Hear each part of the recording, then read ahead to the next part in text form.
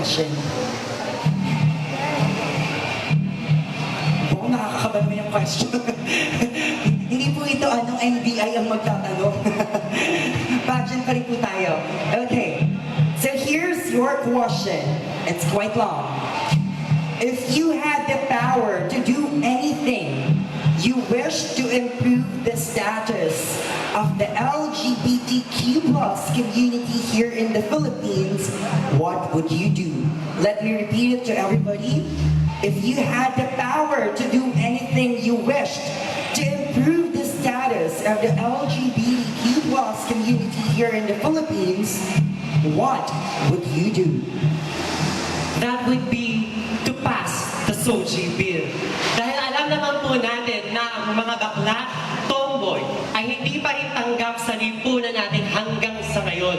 Dahil hanggang ngayon, nakakaranas tayo ng diskriminasyon, lalo na ang mga baklang katulad namin.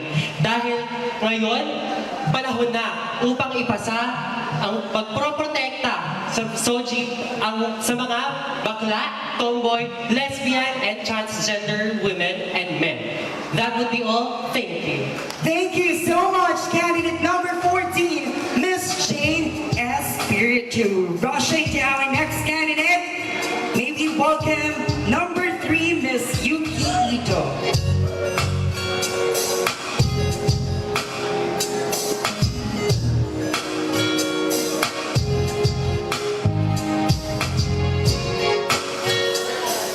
Wow, looking so elegant.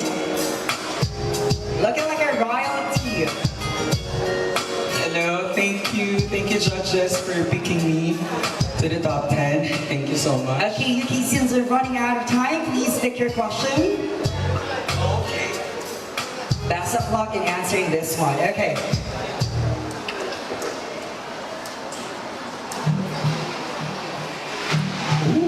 Okay. The question is, on this generation of cancel culture, how should a beauty queen respond to ruthless criticisms?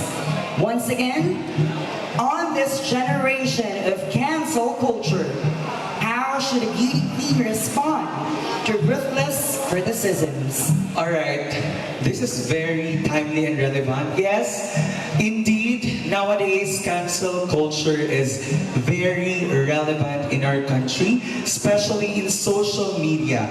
How can a beauty queen respond on it?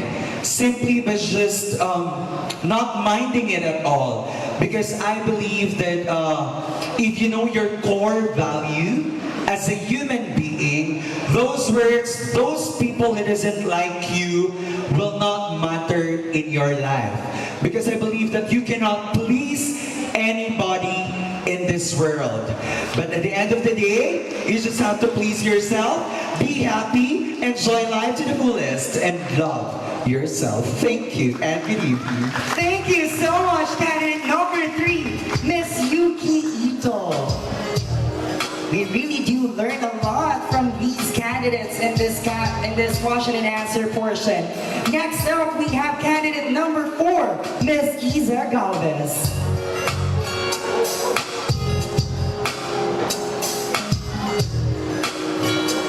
Looking stunning as always, Miss Isa. It's so nice to have you back here on stage.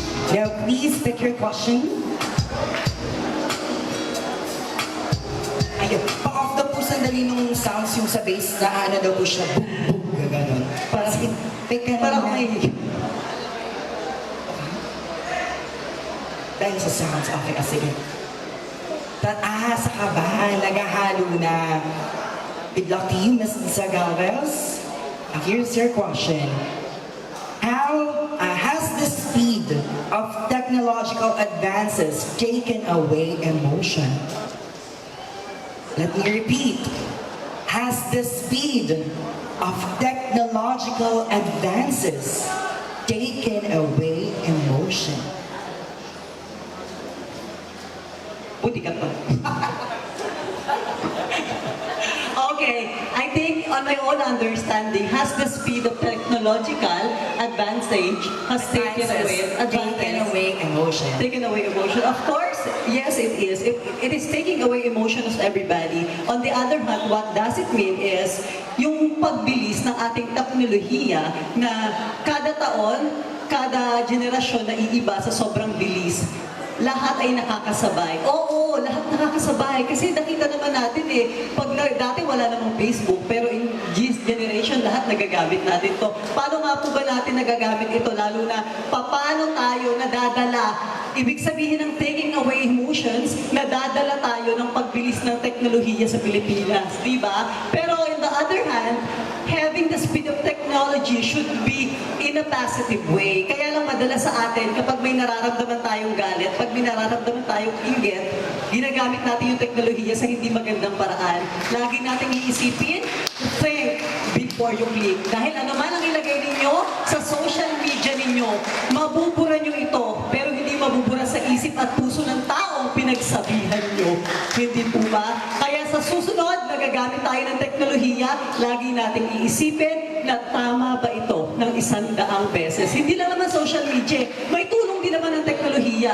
May tulong ito sa pamamagitan ng kunyari, yung mga magulang nyo nasa ibang bansa at kayo nandito. This is the what we call positive way of the technology. Pero hindi ito naman kasi, hindi na masama ang pag-unlad. Malayo-layo na rin ang ating nararating. Pero isipin din natin ang ating inang kalikasan. Dahil sa teknolohiyang ito, unti-unti nang umiinit ang ating mundo. Isipin ninyo na bawat paggamit natin ng teknolohiya, dapat tayo'y responsable at may respeto sa bawat pagpindot mo dito. Maraming salamat po.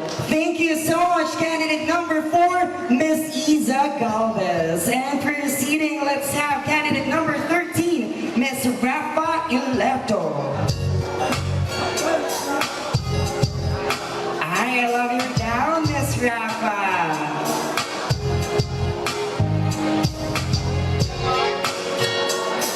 Hi, Rafa.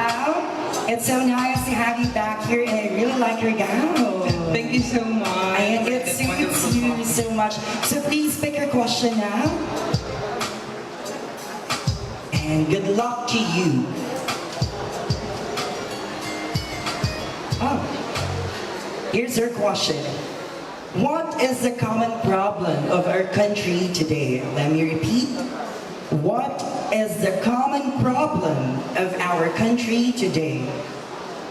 Alright, ladies and gentlemen, of course, it is the pandemic that we are facing right now.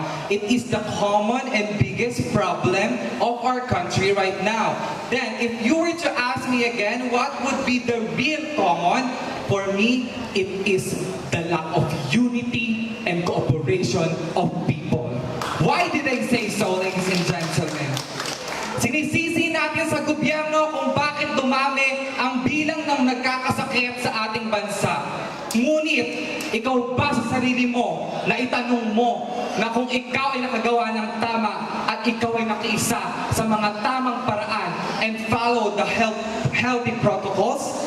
No, ladies and gentlemen, it is our fault. It is the constituents of this country that will make us down. And we should always remember, ladies and gentlemen, that the government cannot end it itself without the help of the people of this country. We should inculcate in our mind, and we should always apply one of the gospel songs says, na walang sinuman ang mabubuhay para sa sarili lamang. And that is the very lesson of this pandemic, what has to say. Thank you. Thank you so much, candidate number 13, Ms. Rafa Elato. This time, let's welcome candidate number 10, Ms. Miao Marie Garcia.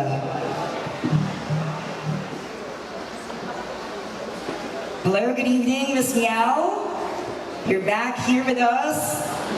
And likewise, please pick your question. Now, this will determine 40% of your score. So I'm wishing you best of luck.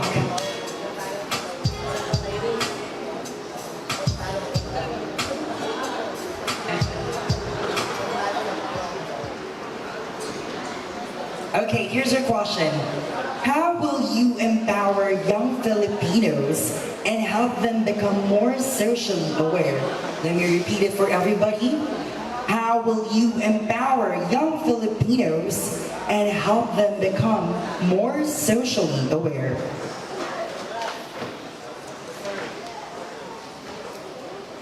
Thank you for that very nice and interesting question. So how can I empower young Filipinos to become socially aware? When we say empower, that means to give someone the power or authority to do something, to make them stronger, to make them more confident in practicing their own life and claiming their own rights. And how can I empower youth? Well, there's only one thing that I would like to say. Please educate yourself. Please watch TV. Please watch news. And please read.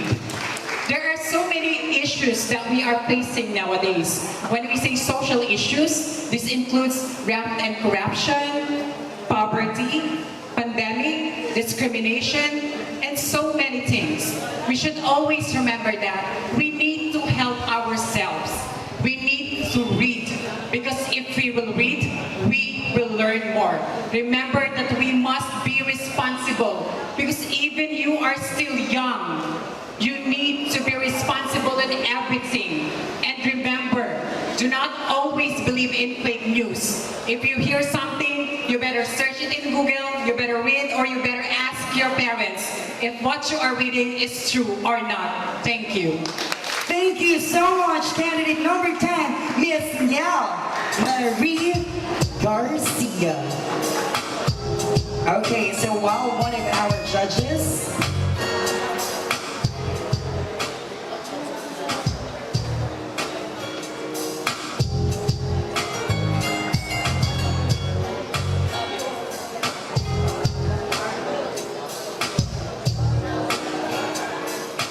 So we still have 5 remaining candidates down for our question and answer portion.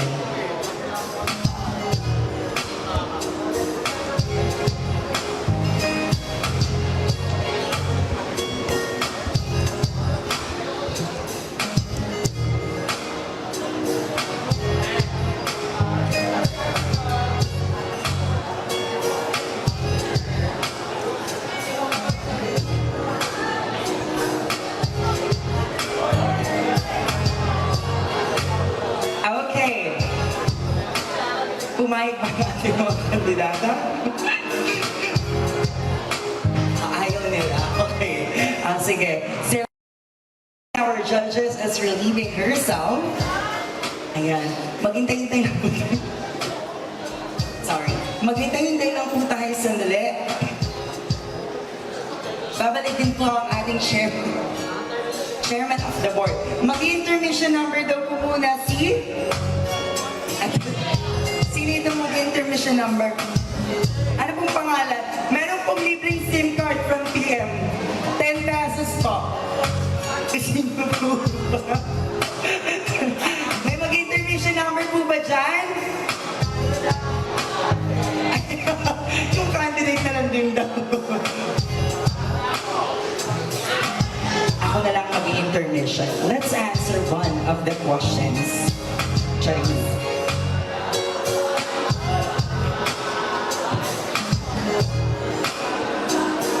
Ready to move on?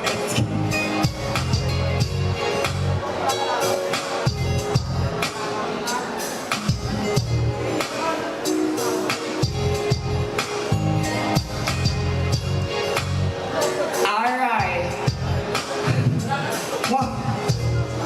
While we're waiting for our chairman of the board to be back here with us, I would just like to remind our candidates of your possible takings should you win the Miss or the Queen of Tibag 2022 title.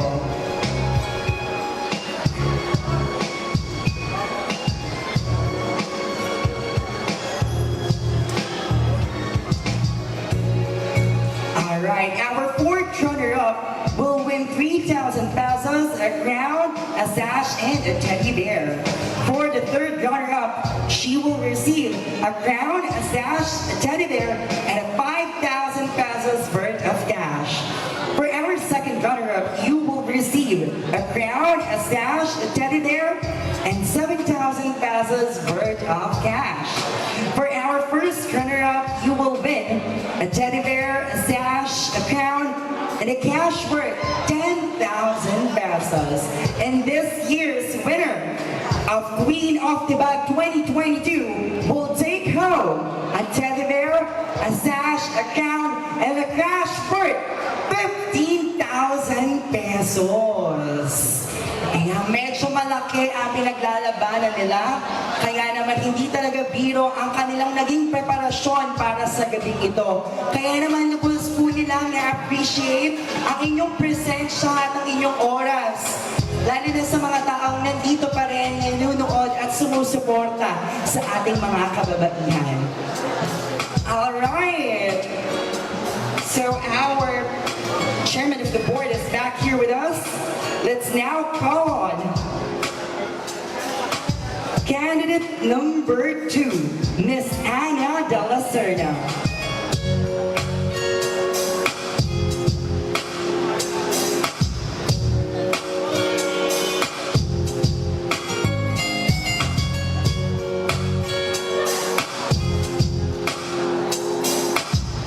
Hello, good evening to you, Ana. Good evening. Okay, kamusta ka naman? Okay ka pa? Yes, excited, but a little bit nervous. Okay, But excited. the show must go on, so let's do it. Tama. The show must go on, so please pick your question now. Now let me read this to you.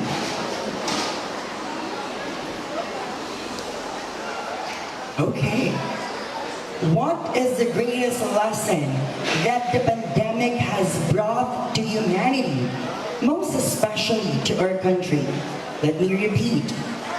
What is the greatest lesson that the pandemic has brought to humanity, most especially to our country? Ladies and gentlemen, for me, the greatest lesson that pandemic has given to us, definitely that we should be resilient. Because I believe in this crisis, the COVID-19 pandemic hit us for almost 2 years. And yet, the people of our society has been resilient, know how to value themselves, and always take care of their family. This is the best thing that we should do in order for us to fight this kind of crisis that's been happening nowadays. I believe that we individuals should never lose hope. Always put yourself in the center of your family, that you should always help each other within our society, so that in any other problems that we are facing right now, definitely we can fight alone and we can fight again, no matter what happened, no matter crisis, what our country has facing us right now. Ladies and gentlemen, this is this time that always remember that you should know how to value yourself, how to be resilient, and how to gain trust from your family. That will be all. Thank you and good morning.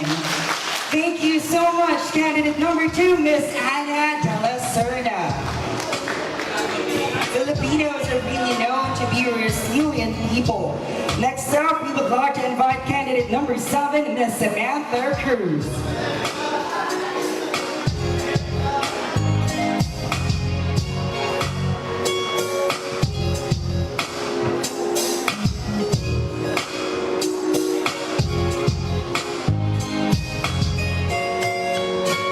Hello and good morning to you, Samantha. So now, Hi, good morning, and good morning to everyone. now that you're back here with us, please pick your question.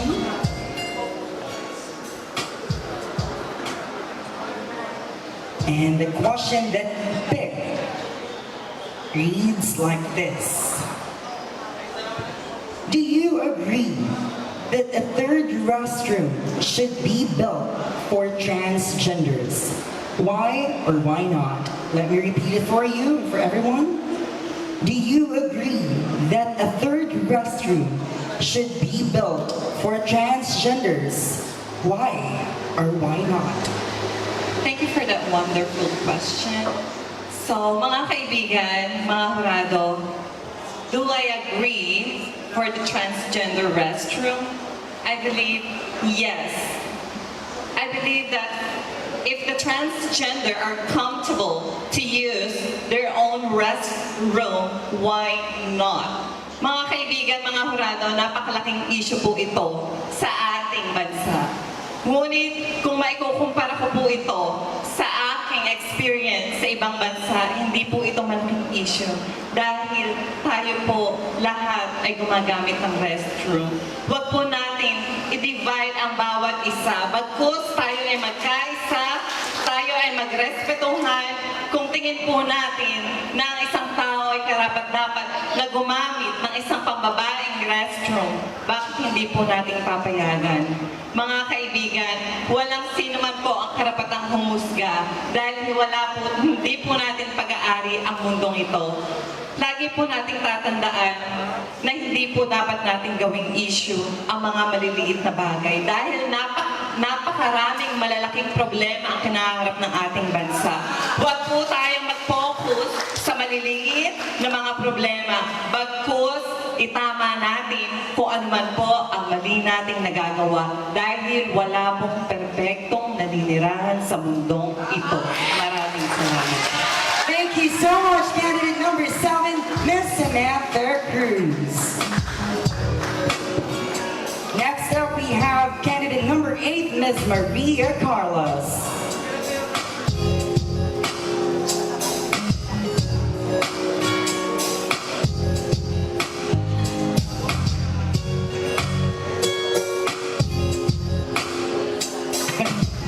Hindi na nag-mall tour kanina. Nag-mall show. Hindi pa siya pagod. Nandito pa rin siya. Hi, Maria! Hi po! Okay, Maria, kaboses mo din yung Maria sa Pepito Manaloto. Sige, pili ka na ng tanong mo. Alright, best of luck to you, Maria.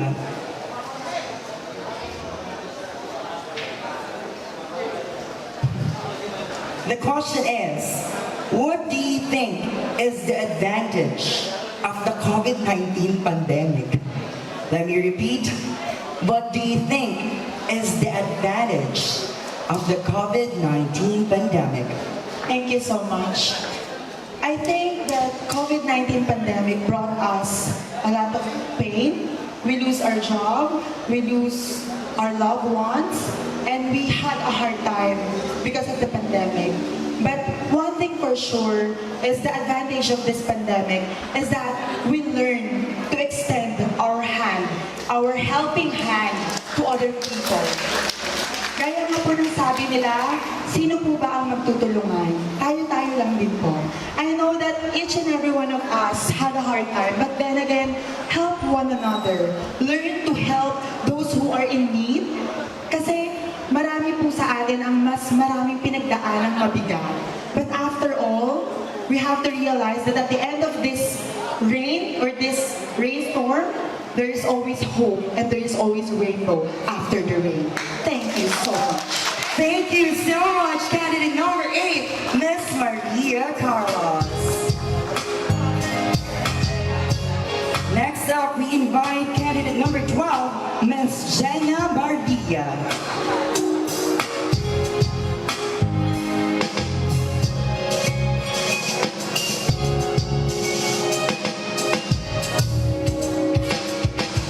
Hello, good evening to you, candidate number 12. Hello po. It's finally time for you to pick your question.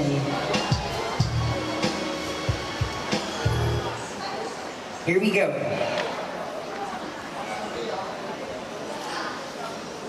Are the youth of let me repeat. Are the youth of this generation more pressured to perform than the youth of previous generations? Let me repeat. Are the youth of this generation more pressured to perform than the youth of previous generation? Okay, thank you so much for that very, very wonderful question. Especially, there are so many youth who are watching us right now. Yes, I think, ladies and gentlemen, they are more pressured right now. Why? It is also because of us, the elder. Kung ano po ang nakikita ng mga bata sa matatanda ay siya po kanilang ginagawa. I always remember, ladies and gentlemen, what Steve Jobs' words, that people who are crazy enough to change the world are the ones who do. Yes, ladies and gentlemen, in this wonderful time, the youth are always watching us. What they are learning is coming from us, the elder people. So we need the family. We need what we call the responsible parenthood. Yes, ladies and gentlemen, as you can see right now, they are more pressured. It is because of the social media. It is because of what is happening in our society. It is because of what's happening to our Mother Nature. Let us always inculcate and let us all teach our children, because they are all our future. Teach them how to value their life by doing what they believe is right to be done, having the credibility to be influential to others, and establishing our respected reputation that will make them stand out. And ladies and gentlemen, what's gonna be the best solution of that pressure? You as a parent has the best responsibility. You as an elder should learn how to teach them to obey elder. Yes, ladies and gentlemen, please help our children to continue their studies. Help our children to have a better education for their better future. Why? Because education is the strongest and firmest for us to be able to attain success. So if that youth will become successful someday, I believe he will not just be pressured, because he will learn something. He will learn something na matuturo niya sa susunod pa pong henerasyon.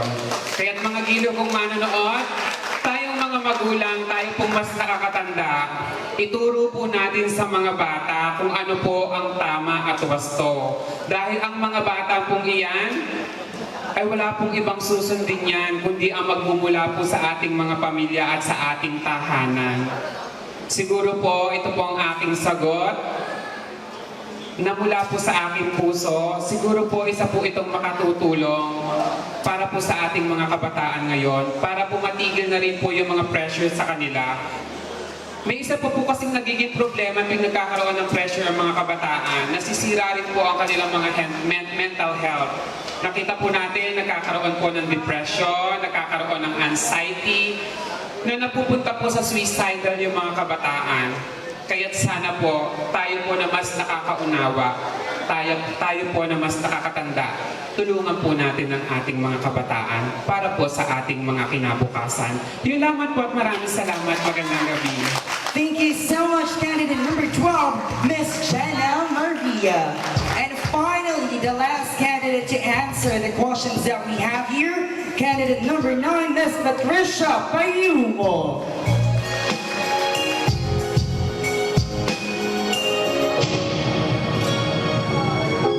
Hello, Patricia. Good morning to you, and it's so nice to have you back here, so please pick your question. All right.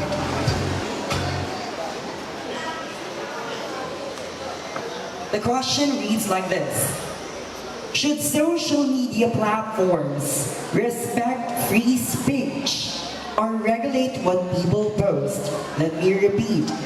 Should social media platforms respect free speech or regulate what people post?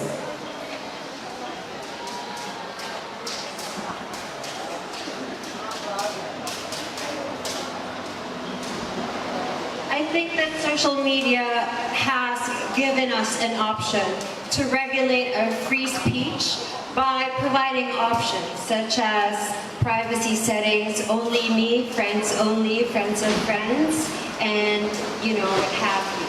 So at the end of the day, ultimately, it is up to us what we would like to share to the world, to our friends, to our close friends, and to our God, and whatever it is that you believe in. because, free speech doesn't always have to be expressing and respecting one's opinion. It is about, being able to fully express yourself and, finding someone who will benefit from your post. Because what is your intention? Firsthand before you post. Is it relevant? Is it timely? And is it going to be something that will benefit most of the people? Because if it's only going to spread hatred or negativity, then I should think that, we should always just promote positive energy and good energy to our social media platforms, because, this platform is the only thing that we have where we can influence and inspire other people to spark change so that our lifetime will be a better future.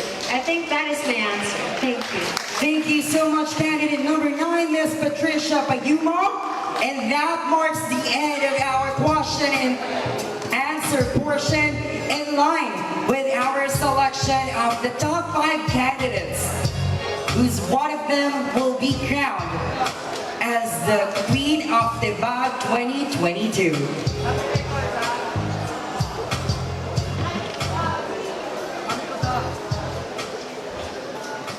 And as we wait for the result of our top 10, we would like to invite back here with us on stage our 10 lovely candidates. Candidate number 14, Jane Espiritu. Candidate number 3, Yuki Ito. Candidate number 4, Iza Galvez. Candidate number 13, Rafa Eleto. Candidate number 10, Yao Marie Garcia. Candidate number 2, Ana De La Serna. Candidate number 7, Samantha Cruz. Candidate number 8, Maria Carlos. Candidate number 12, Jenna Maria. And candidate number 9, Patricia Payumo.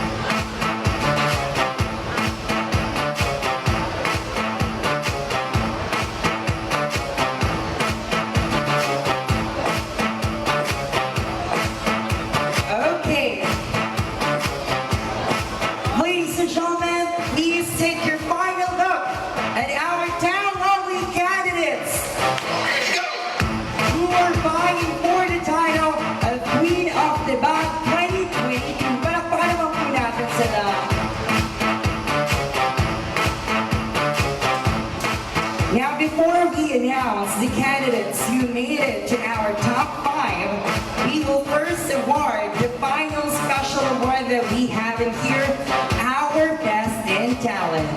Likewise, the winner of Best in Talent will receive a sash, a teddy bear, and a cash worth of 500 pesos. The winner of our Best in Talent is candidate number...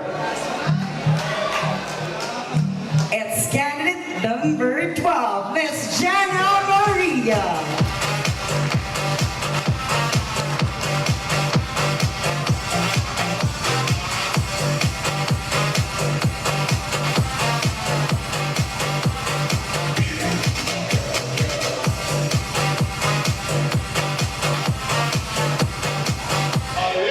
Congratulations to you, candidate number 12, for bagging the Best in Talent Award.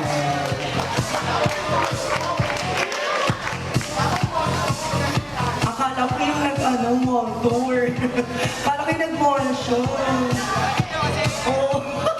Yung nag-mall show, wala daw teddy Okay. So while we're waiting for the tabulation and the result of our top 10, I would just like to remind our ladies of the criteria of judging that we use in picking 5 candidates. Remember, 20% beauty, 40% talent, and 40% brains from the question and answer portion that we just had. Alright? And umaga na, but I hope we do not forget to remind ourselves that we did a great job. Palakpakan natin ang ating mga sarili. Applaud ourselves.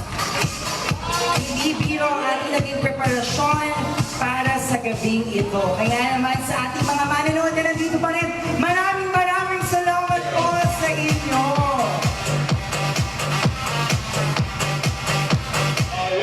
Ayan, at kanina pa din sila talaga nag-aayos, naglalakad. Palakpakan naman natin ang ating mga barangay tanod. At syempre ang mga youth volunteers ng barangay Tibag. Ayan sila. And syempre to our judges, thank you all so much for having the patience, the time, the energy to still sit there at 3 o'clock in the morning.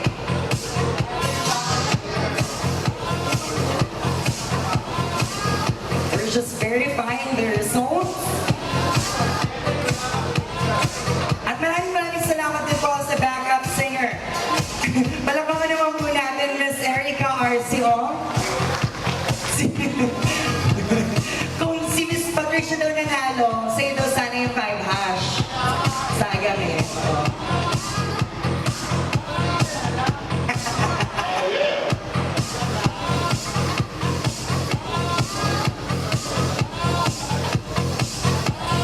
I think we're just fixing our signatures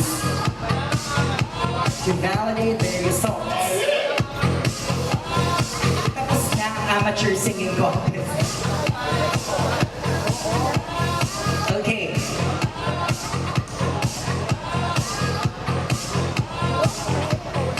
By the way, candidates, as we proceed with our top 5, what awaits you is a single question. Okay?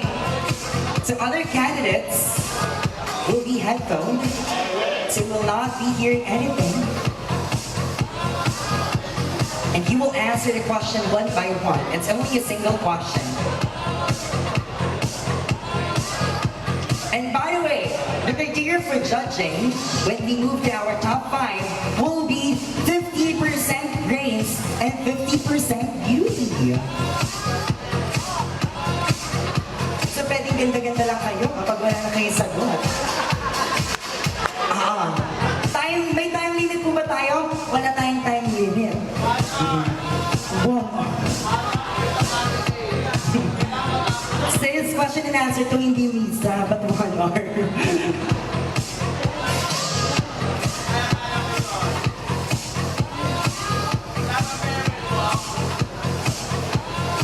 Farewell, ikaw ba yun? Sige na, farewell na, bye.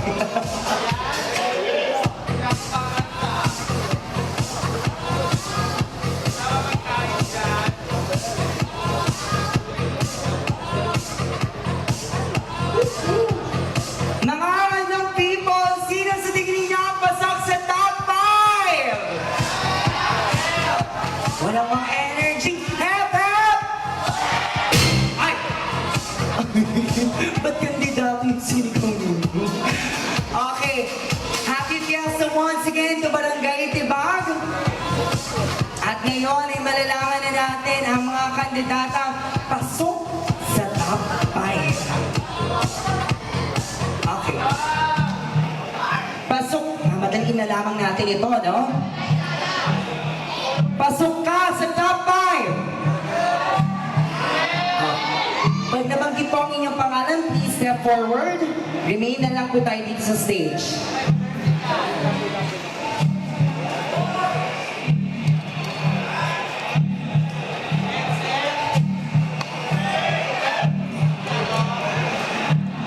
You made it to our top 5 candidate number.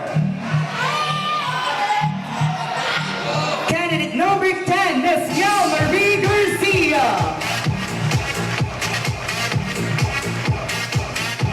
You are also part of our top 5. Candidate number. Candidate number.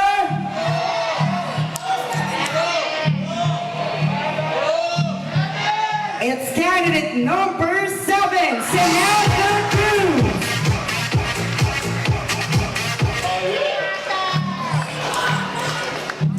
You are also part of our top 10. Candidate number.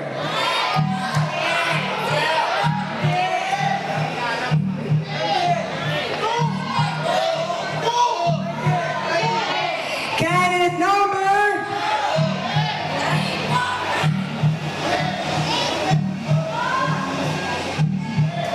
Candidate number 9, Patricia Bayungo.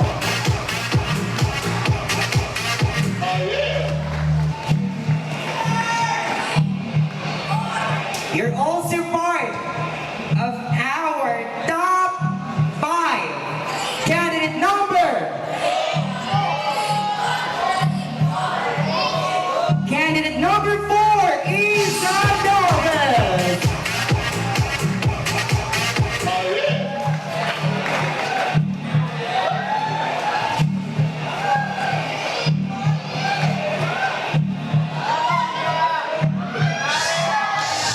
Teka lang ate. Siya yung nahihilo kanina, mukhang may tama na. Tutuloy pa po ba natin ito? Okay.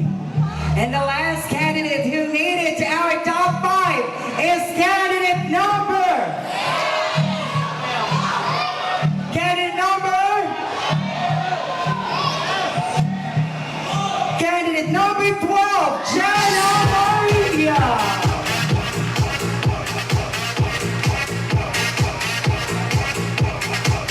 Ladies and gentlemen, I present to you our top 5 beauty queens who will vie for the title of Queen of Tibag 2022.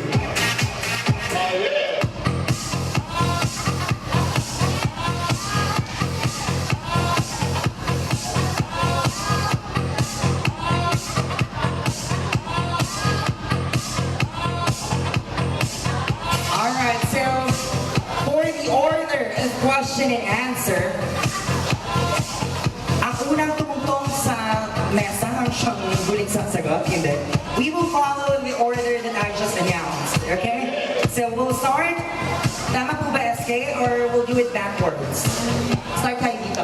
Okay, we'll start with candidate number 10, Miss Miel, followed by 7, Miss Samantha, followed by 9, Miss Patricia, followed by 4, Miss Isa, and followed by 12, Miss Shannon.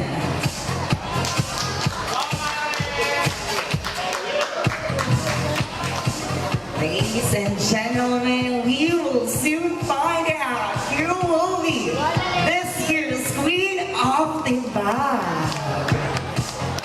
I'm totally excited to hear the final answers of our candidates. So I hope you are as well.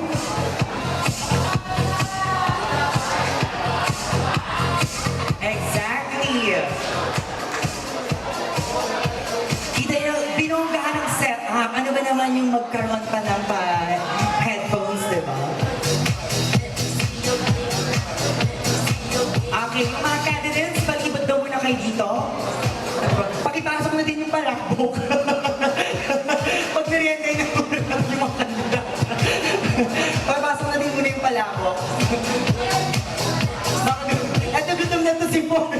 Kaya naihilo na siya.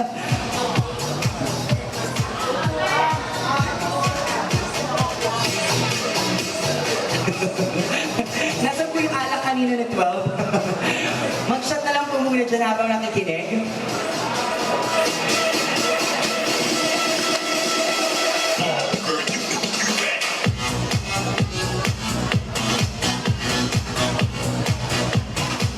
By the way, you guys and to our candidates, all our top 5 will receive a prize in the title. So wala na pong talo sa kanila.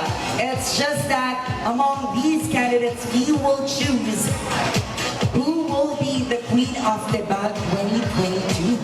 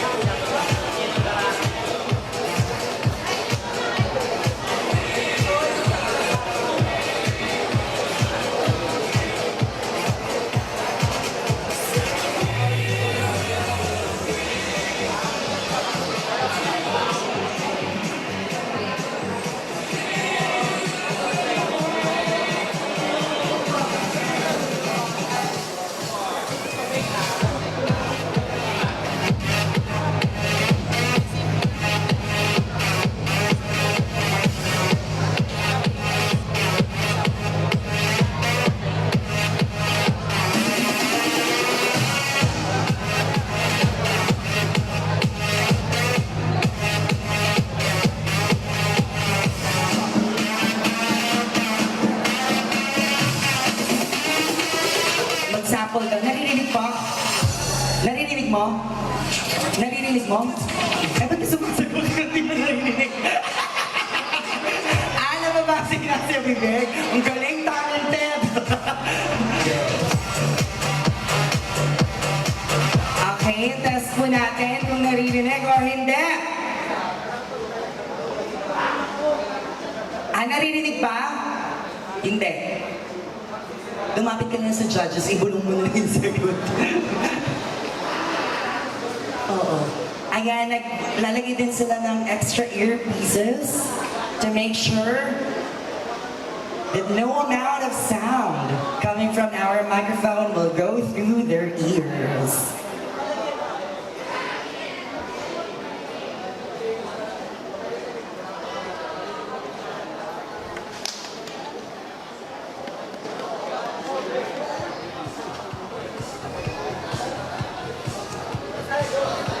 Ready na sila?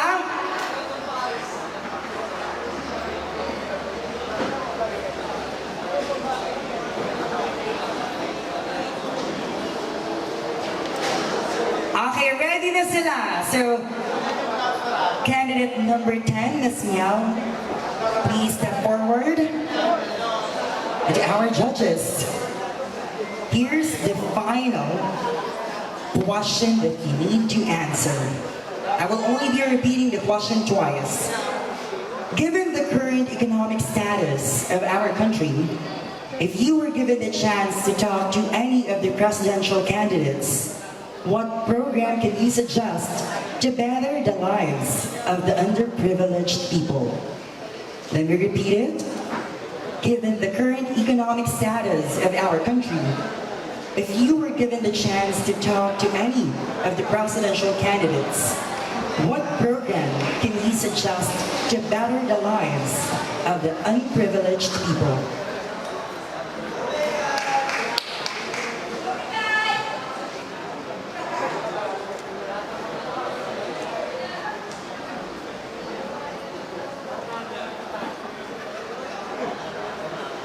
So given the current economic status of our country, if I am given a chance to talk to any of the presidential candidates, what a program can I suggest to better the lives of unprivileged people? Well, it's a big pleasure for me if I will be given a chance to talk to any of our presidential candidates. And I think the program that I would suggest is a program that will give job to each and every Filipino people. Why? Because we all know for the fact that because of this pandemic, many people lose their job. Many people are unemployed. Of course, I will not tell that president to give money to each and every one of you. Why? Pag naging tamad ang tao, paano pa siya mabubuhay? Hindi pwedeng iasa natin ang lahat sa gobyerno. Kailangan at kailangan nating kumilos upang tayo ay mabuhay. Remember that even though we are in this present situation of this pandemic should never reason for us to be hopeless or disheartened. Because this pandemic should always teach us to believe in ourselves, in our capacity to help one another, and to become the hero that we need in our time. Remember that even though we are facing different challenges here in our country, let us all face it as a challenge, but not a curse or punishment by God. Because I always believe that this pandemic will never be a punishment, but rather it's a lesson and a challenge that we all need to face with faith in God and trust in science. Remember that all together, we are stronger. Thank you. Thank you so much, candidate number 10, Miss Yao. Miss Yao, please. Okay, she's going downstairs. And the next candidate is candidate number 7, Miss Samantha Cruz.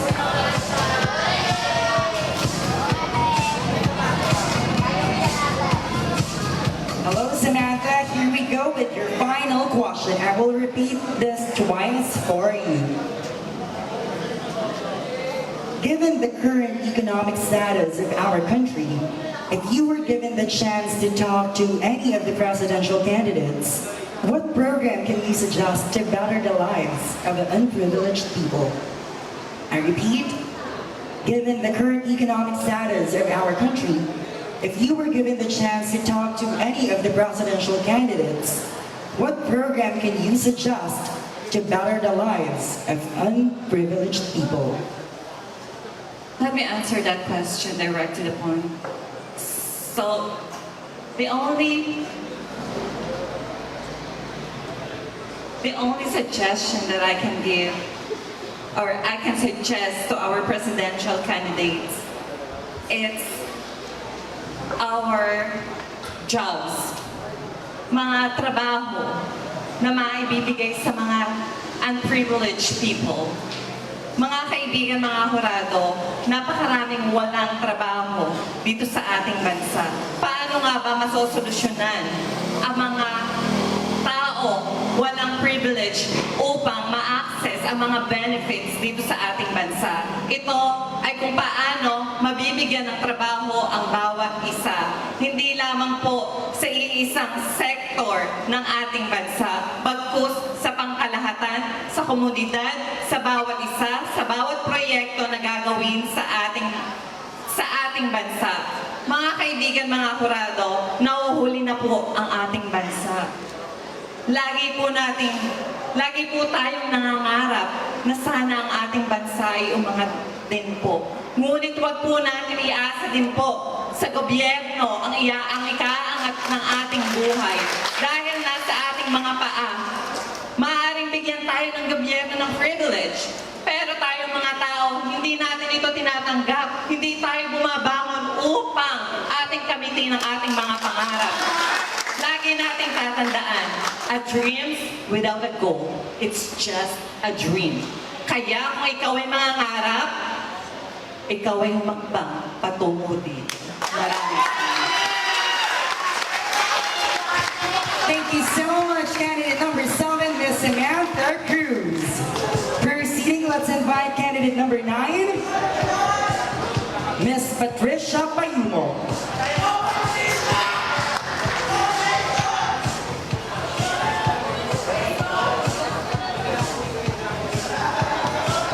Basag na daw yung eardrum ni candidate number 12. Mas okay ng eardrum ang basag kesa mukha. Maganda ka pa rin naman.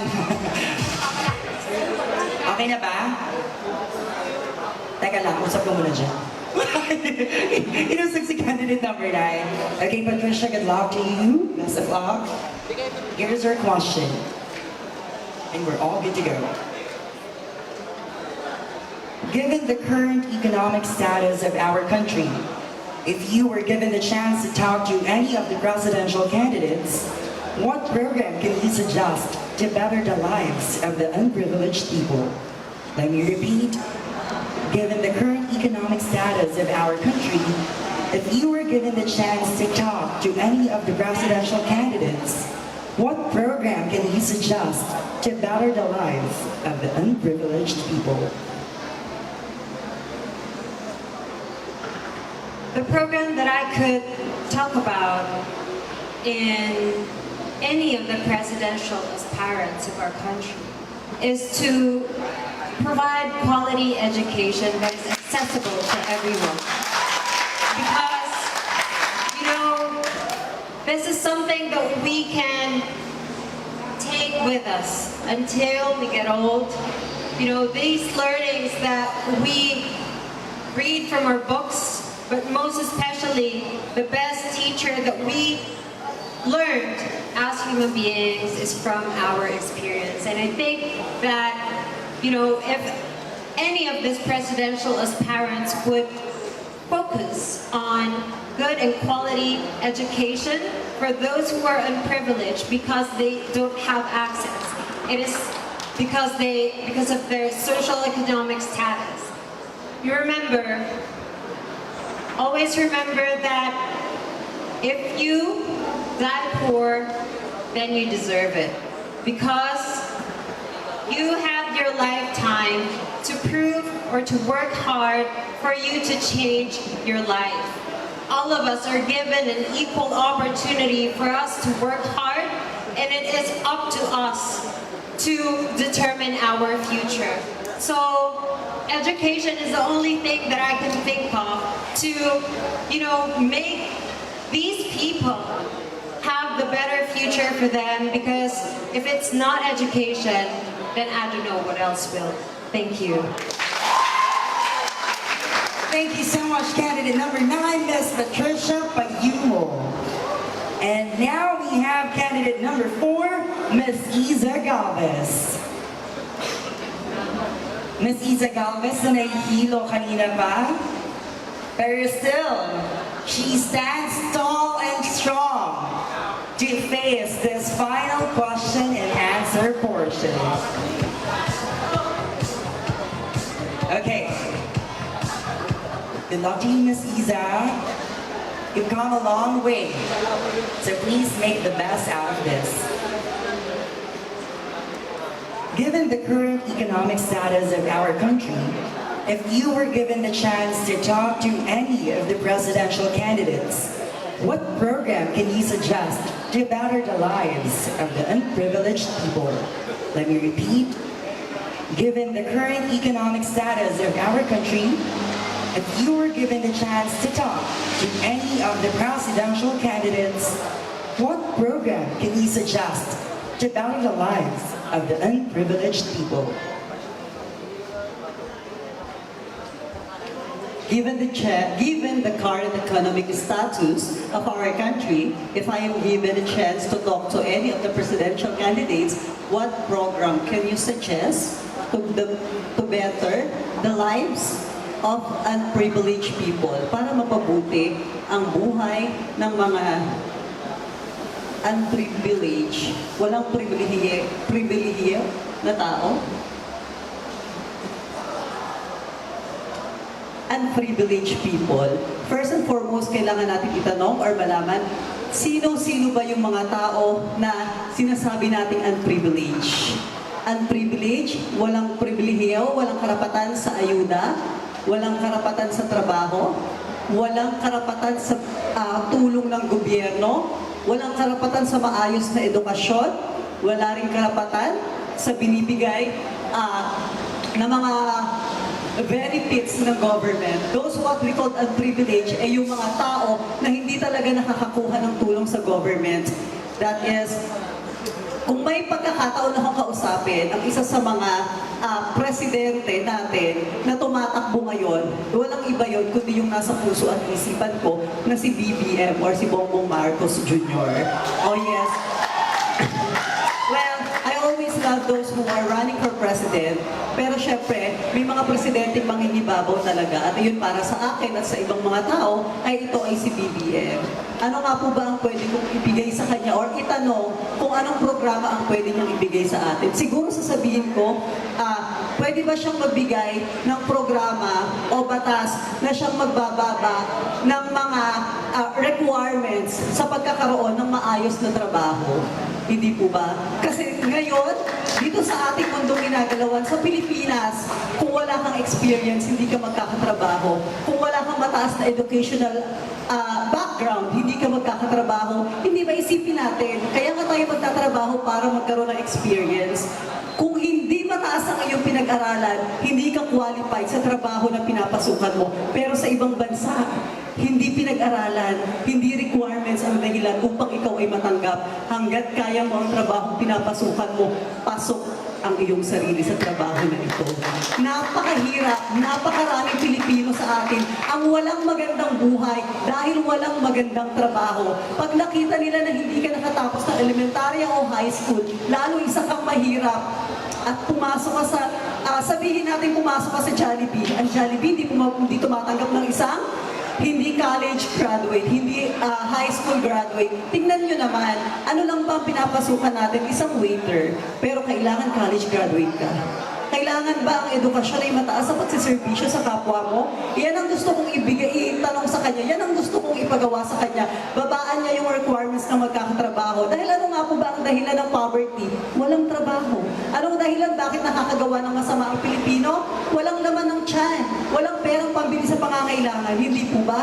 Kung ang lahat ay pantay-pantay at hindi educational at requirements ang kailangan, lahat tayo magkakaroon ng magandang buhay.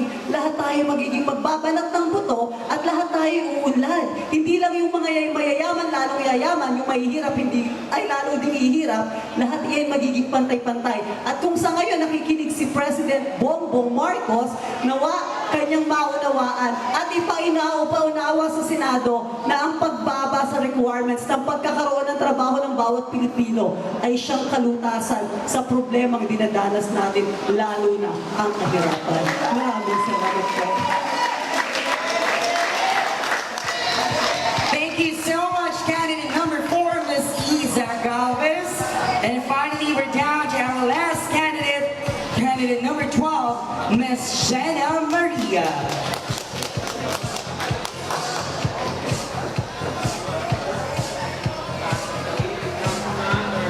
Basag daw po ang eardrums si Ms. Jenna Maria, pero maganda ka pa rin naman, guys. We are all beautiful. That's the mindset that we want. Okay, so here's the final question. Good luck. Given the current economic status of our country, if you were given the chance to talk to any of the presidential candidates, what program can you suggest to better the lives of the unprivileged people? Let me repeat.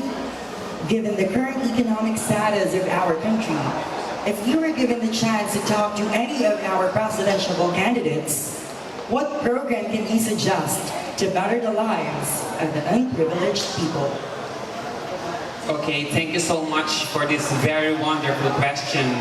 The given question was, given the current economic status of our country, if I were given a chance to talk to any of the presidential candidates, what program can I suggest to better the lives of the unprivileged people?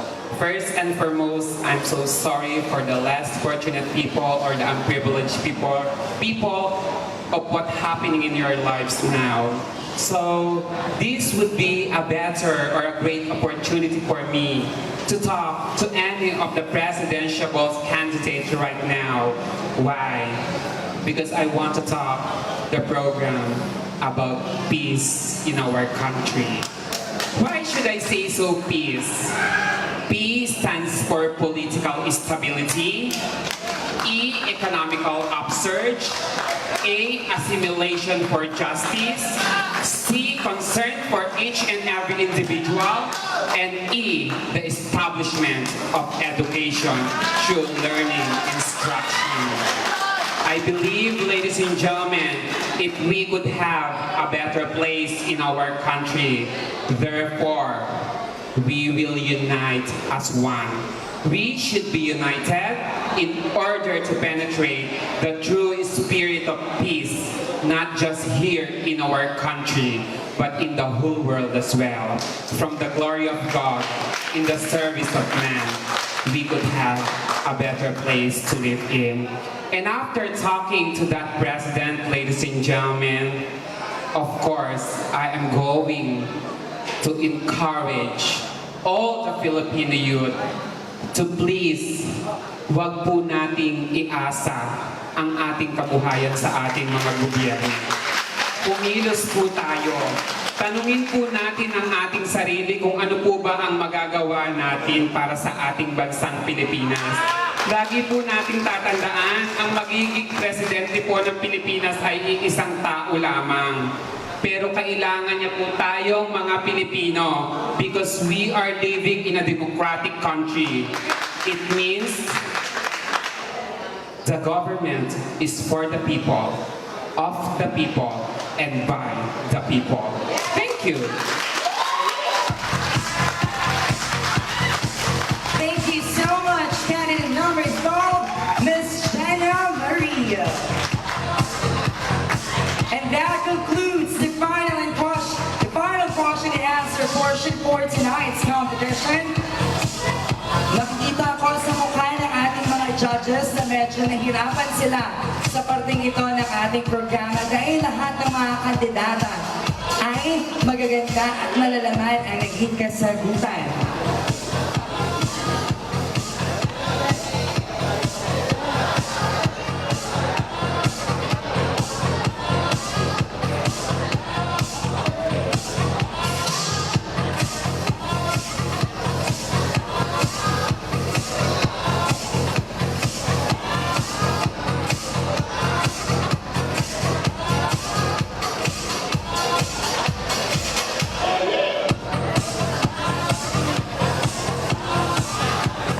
So now we would like to invite back on stage our top 5 for the announcement of tonight's winner.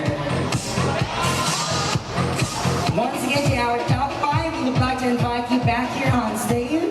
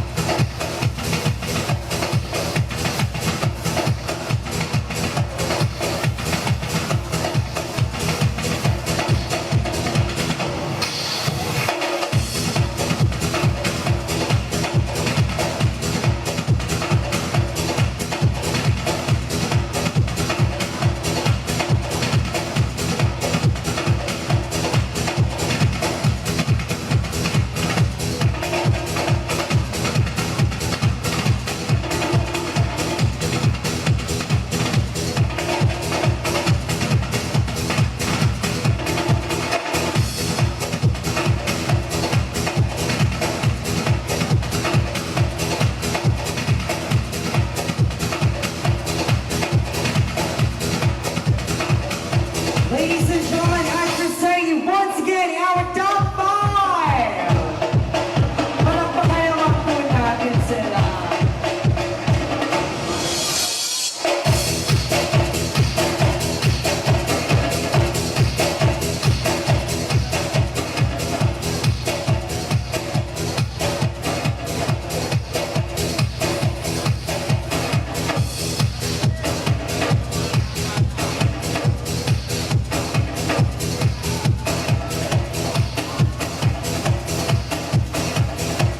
Reminder to our candidates of what awaits for you guys to take home should you win the title of Queen of Tibag 2022.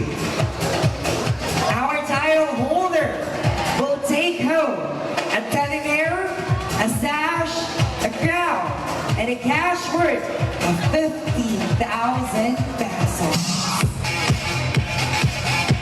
That's a huge amount of money.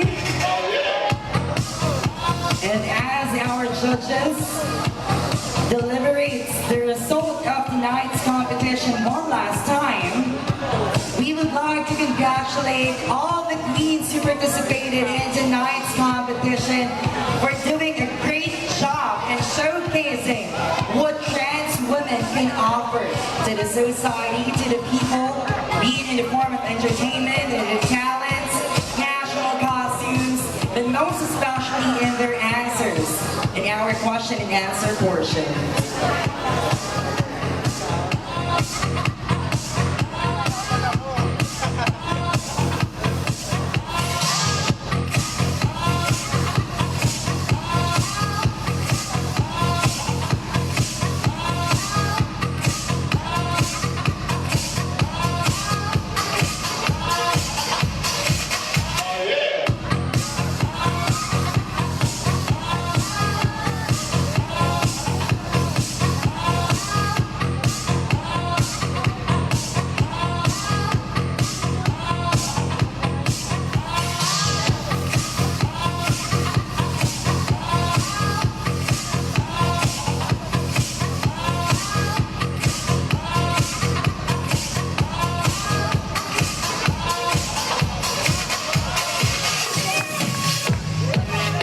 Okay, to our judges, I think they have finally come down to a decision who amongst our 5 lovely candidates on stage should take home the title of Queen of Tibag 2022.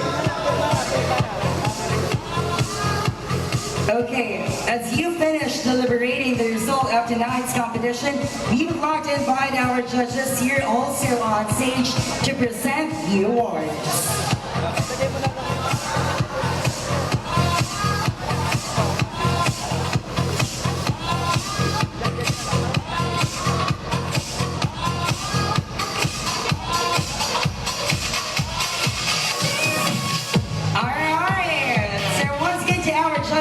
Once you're done deliberating, please come up here on stage to join us to present the award.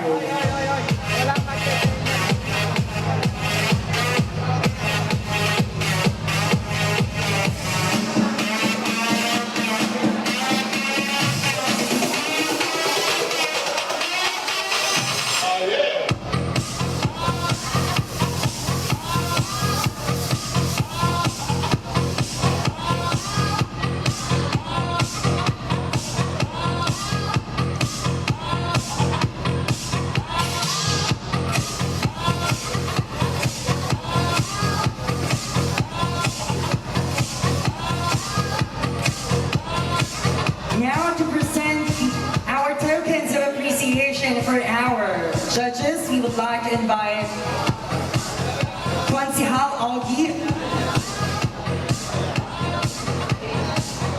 And these are our tokens of appreciation to our judges for welcoming and accepting our invitation. Starting off with Judge Chelsea, please receive your token of appreciation. Next up is Judge Ace.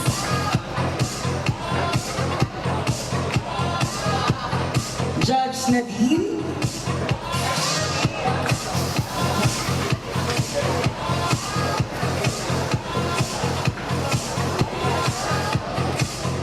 Judge Jolo, and our chairman of the board,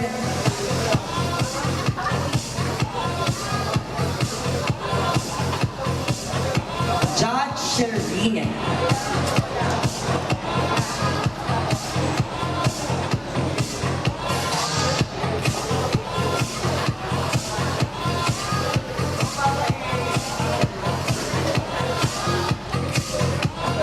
Picture daw po muna, group picture ng ating mga judges holding the tokens of appreciation.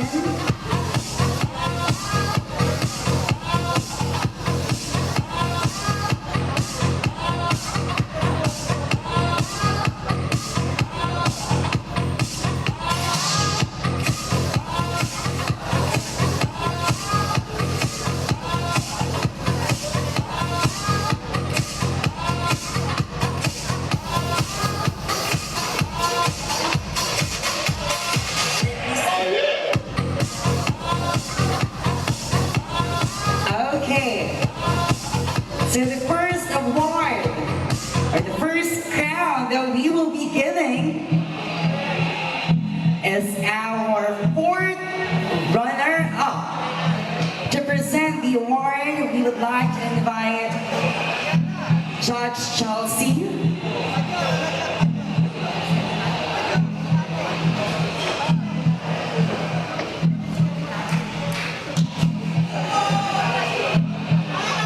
To present the award, we would also like to invite Honorable Barangay Captain Renz Brian Esguerra.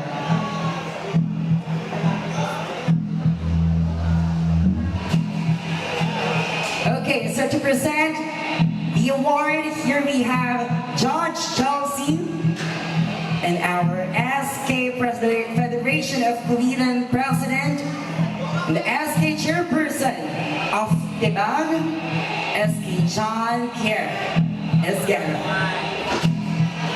Once again, our fourth runner-up will receive a teddy bear, a sash, a crown, and a cash worth of 3,000 pesos. Congratulations! Our Queen of Tibag, fourth runner-up, is candidate number. Tulog na talaga lahat. Wala na sumasagot. Candidate number 4, Miss Lisa Galvez.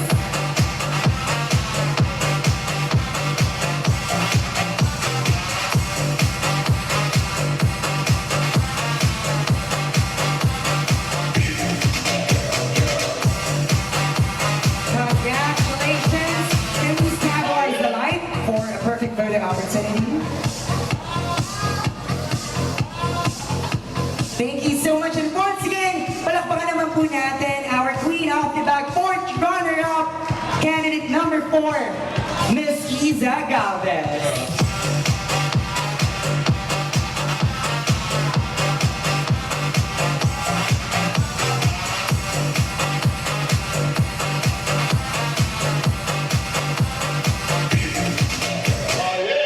Our Queen of Tibag, third runner-up, is candidate number.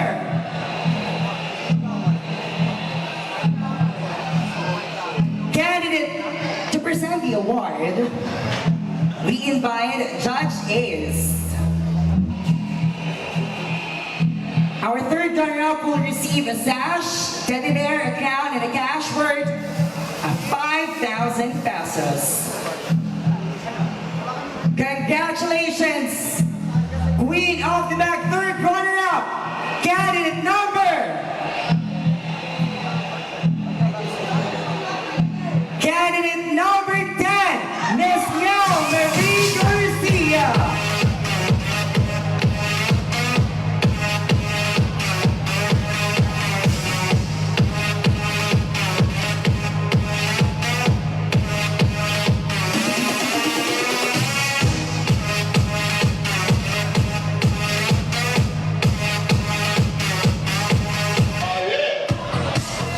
Once again, our Queen of Tibag, third runner-up, Miss Miel Marie Garcia. Now to award the crown for our Queen of Tibag, second runner-up, we invite Judge Nadine. Our Queen of Tibag, second runner-up is candidate number. Candidate number. Candidate number 7, Miss Samantha Cruz.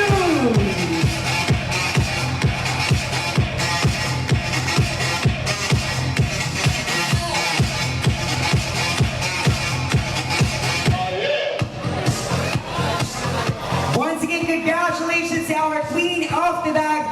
second runner-up, candidate number 7, Miss Samantha Cruz. You will receive a cash prize worth 7,000 pesos, a crown, a sash, and a teddy bear. To present the award for our Queen of Tibag first runner-up, we invite Judge Joel.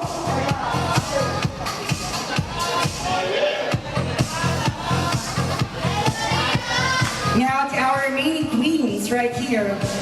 The first name that I will be mentioning is the winner of this year's Queen of Tibag 2022. Okay? The first name that I will be mentioning is our title holder. Okay? To receive a cash prize worth 50,000 pesos, crown, a sash, and a teddy bear. Your Queen of Tibag 2022 title holder is none other than candidate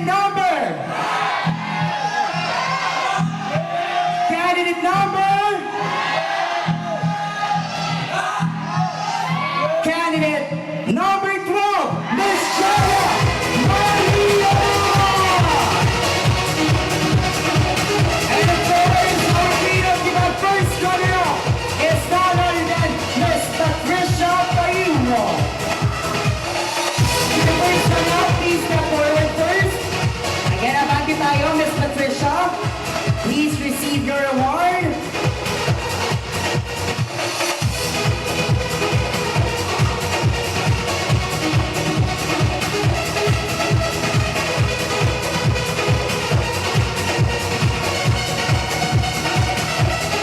And finally, your Queen of Tibag 2022 is candidate number 12, Miss Jana Maria.